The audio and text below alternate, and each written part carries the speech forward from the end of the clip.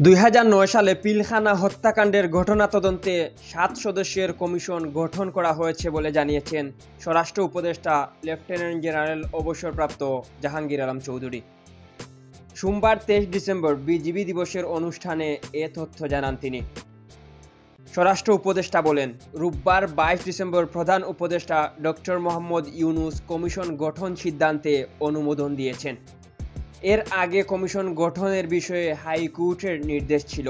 তাছাড়া একটি স্বাধীন তদন্ত কমিশন গঠন করতে বৈষম্য বিরোধী ছাত্র আন্দোলন সহ বিভিন্ন মহল দাবি জানিয়ে আসছে।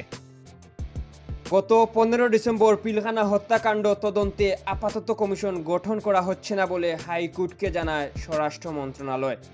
এরপর গত 17 ডিসেম্বর তদন্ত কমিশন গঠনে অন্তর্বর্তীকালীন সরকার গড়িমসি করছে বলে অভিযোগ করে বৈষম্য বিরোধী ছাত্র আন্দোলন।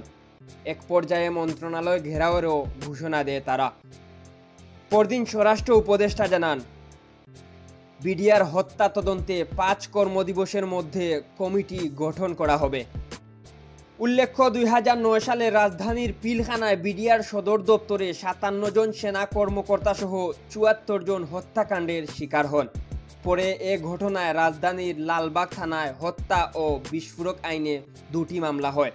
এরপর মামলাগুলো নিউ মার্কেট থানায় স্থানান্তর করা হয়। দীর্ঘ তদন্ত শেষে প্রথমে 23 বেসামরিক ব্যক্তিসহ 824 জনের বিরুদ্ধে চার্জশিট দাখিল করে সিআইডি।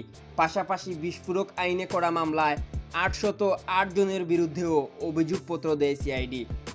এরপর আরও 26 জন আসামিকে যুক্ত করে 834 জনের বিরুদ্ধে সম্পূরক অভিযোগপত্র দেয় তারা। এই হত্যা মামলায় 152 জনকে মৃত্যুদণ্ড এবং 424 জনকে বিভিন্ন মেয়াদে কারাদণ্ড দেয়া হয়। এছাড়া দেশের সবচেয়ে বড় হত্যাকাণ্ডের এই মামলায় 277 জন আসামি খালাস পেয়েছেন। এই হত্যাকাণ্ডের বিচার চলাকালে তৎকালীন বিডিআরের ডিএডি রহিম সহ 4 আসামির মৃত্যু হয়েছে। এম কে তুহিন, আধুনিক ডেস্ক।